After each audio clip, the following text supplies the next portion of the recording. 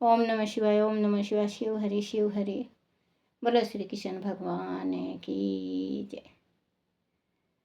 सदा भवानी दाहिने सम्मुख रहो गणेश, रामा सम्मुख रहो गणेश।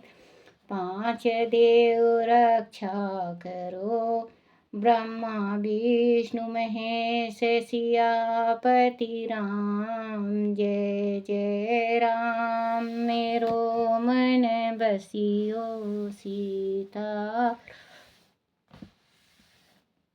राम नगरिया राम के, बसते गंगा तीर रामा। बसते सरयू तीर रामा। चौकी हनुमत वीर की राम जी, चौकी हनुमत वीर की। बोलो सियापति रामचंद्र भगवान की जय। बोलो गणेश भगवान की जय। बोलो शिव पार्वती की जय। अपने अपने माता पिता की जय। अपने अपने गुरुदेव महाराज की जय। शिव पुराण की जय। शिव पुराण में अग्नि यज्ञ, देव यज्ञ और ब्रह्म यज्ञ आदि का वर्णन, भगवान शिव के द्वारा सातों वारों का निर्माण तथा उसमें देव आराधना से विभिन्न प्रकार के फलों की प्राप्ति कथा। बोलो शिव पार्वती की जय। ऋषियों ने कहा, प्रभु अग्नि यज्ञ, देव यज्ञ, ब्रह्म यज्ञ, गुरु पूजन तथा ब्राह्मण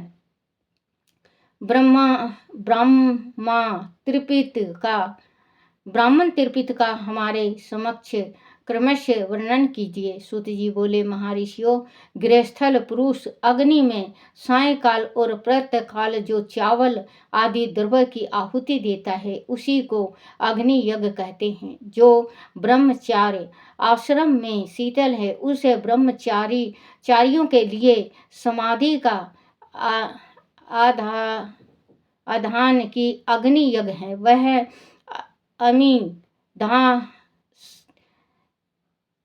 वह संविधान का ही अग्नि में हवन करें।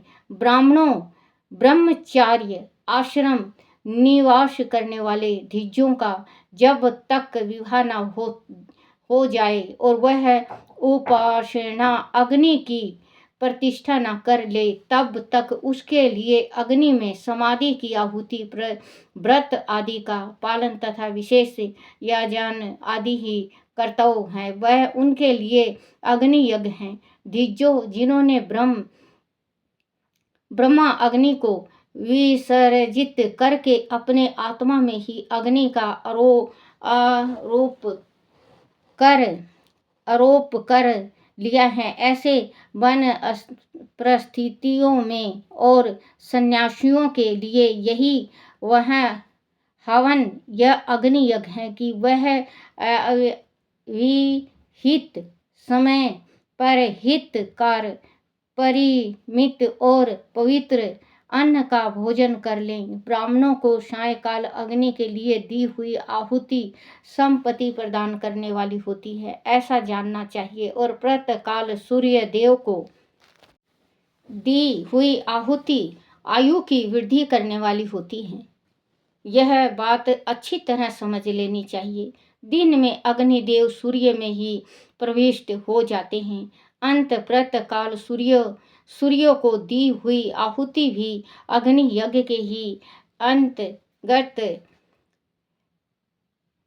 है। इस प्रकार वह अग्नि यज्ञ का वर्णन किया गया है। इंद्र आदि समस्त देवताओं के उपदेश से अग्नि में जो आहुति दी जाती है उसे देव यज्ञ समझना चाहिए। अस्थाली पाक आदि यज्ञों को देव यज्ञ भी मानना चाहिए। लौकिक अग्नि में प्रतिष्ठा, जो चूड़ाकरण आदि संस्कार निर्मित हवन कर्म है, उन्हें भी देव यज्ञ के ही अंतर्गत जानना चाहिए। अब ब्रह्म यज्ञ का वर्णन सुनो। द्विजों को चाहिए कि वह देवताओं की तृप्ति के लिए निरंतर ब्रह्म यज्ञ करे। वेदों का जो नित्य अध्ययन यह साधन होता है उसी को ब्रह्म यज्ञ कहा गया है।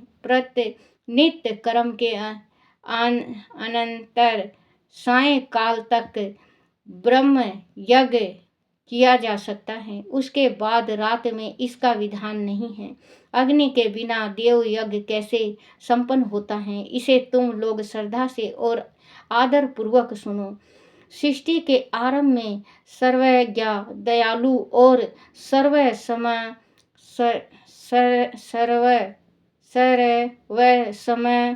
समर्थ महादेव जी ने समस्त लोकों के उपकार के लिए वारों की कल्पना की। वह भगवान शिव शंकर रूपी रोगों को दूर करने वाले के संसार रूपी रोगों को दूर करने के लिए वेद हैं, उनके ज्ञाता तथा समस्त औषधों के भी औषध हैं। उन भगवान ने पहले अपने वार की कल्पना की जो आरोग्य प्रदान करने वाला है। तत्पश्चात अपनी माया शक्ति का वार बनाया जो संपत्ति प्रदान करने वाला है। जन्म काल में दुर्गति ग्रस्त बालक की रक्षा के लिए उन्होंने कुमार के वर की कल्पना की। तत्पश्चात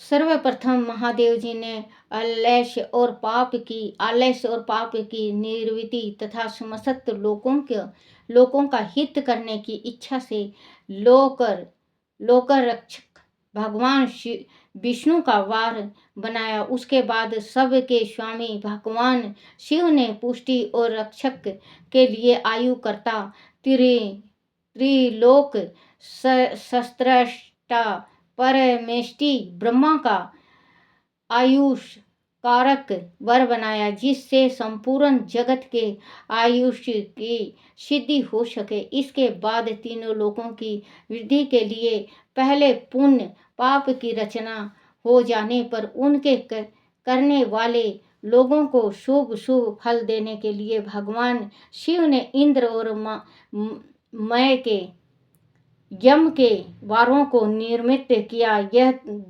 दोनों वर क्रमशः भोग देने वाले तथा लोगों के मृत्यु भय को दूर करने वाले हैं। इसके बाद सूर्य आदि 7 ग्रहों को जो अपने ही स्वरूप भूत तथा प्राणियों के लिए सुख दुख के सूचक हैं, भगवान शिव ने उपयुक्त 7 वरों का स्वामी निश्चित किया। वह सब के सब ग्रह नक्षत्रों के ज्योतिषमय मंडल में प्रतिष्ठा हैं। शिव के बार वह दिन के स्वामी सूर्य हैं, शक्ति संबंधी वर के स्वामी सोम हैं, कुमार संबंधी दिन के आधिपति मंगल हैं, विष्णु के स्वामी बुध हैं, ब्रह्मा जी के वार के आधिपति बृहस्पति हैं, इंद्र वार के स्वामी बुध हैं, ब्रह्मा जी के वार के आधिपति बृहस्पति हैं, इंद्र वार के स्वामी शुक्र और यम वार के स्वामी शनिचर हैं।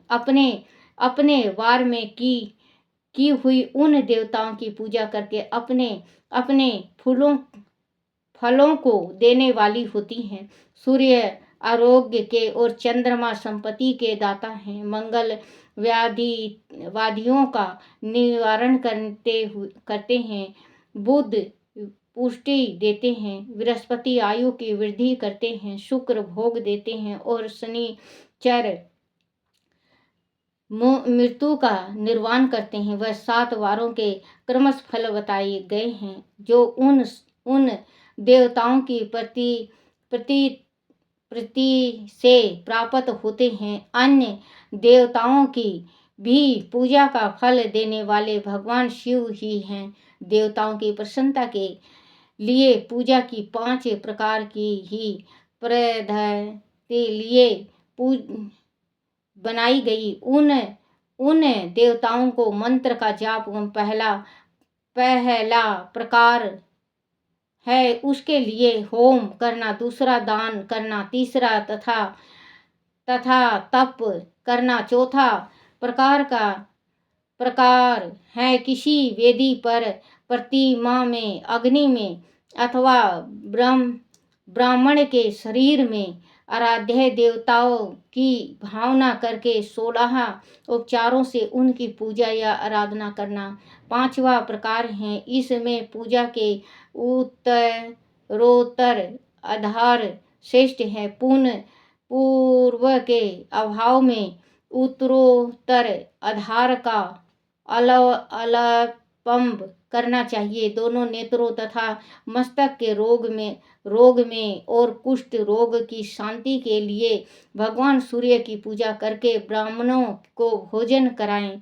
तदनंतर 1 दिन, 1 मास, 1 वर्ष अथवा 3 वर्ष तक लगातार ऐसा साधन करना चाहिए। इससे आदि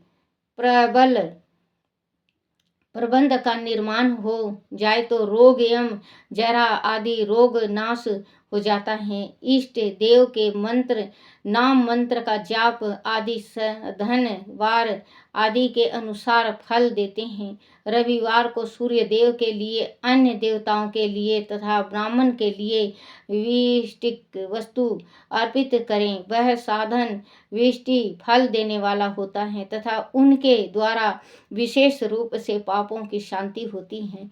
सोमवार को विद्वान पुरुष संपत्ति की प्राप्ति के लिए लक्ष्मी आदि की पूजा करें तथा संपत्नी के ब्राह्मणों को घृत पकवान अन्न का भोजन कराएं। मंगलवार को रोगों की शांति के लिए काली आदि की पूजा करें तथा उड़द, मूंग एवं अरहर की दाल आदि से युक्त अन्न ब्राह्मणों को भोजन कराएं। बुधवार को विद्वान पुरुष आदि युक्त अन्न से भगवान विष्णु का पूजन करें। ऐसा करने से सदा पुत्र मिल और कलत्र आदि की पुष्टि होती है। जो दीर्घ आयु होने की इच्छा रखता हो वह गुरुवार को देवताओं की पुष्टि के लिए वस्त्र पवित्र तथा घृत मिश्रित खीर से यजन पूजन करें। भोगों की प्राप्ति के लिए शुक्रवार को एक ग्रहचित्र होकर देवताओं का पूजन करें और ब्राह्मणों की तृप्ति के लिए सर युक्त अन्न दें। इस प्रकार स्त्रियों की शिव पार्वती की जय। ओम नमः शिवाय, ओम नमः शिवाय, ओम नमः शिवाय बाबा, ओम नमः शिवाय, ओम नमः शिवाय शंभु, ओम नमः शिवाय, ओम नमः शिवाय भोले, ओम नमः शिवाय, शिवाय नमो, शिवाय नमो, शिवाय नमो, शिवाय नमो, शिवाय नमो। ओम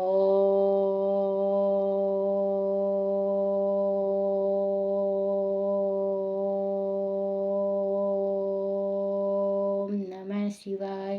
बोला शिव पार्वती की जय हो। अपने अपने गुरुदेव महाराज की जय हो।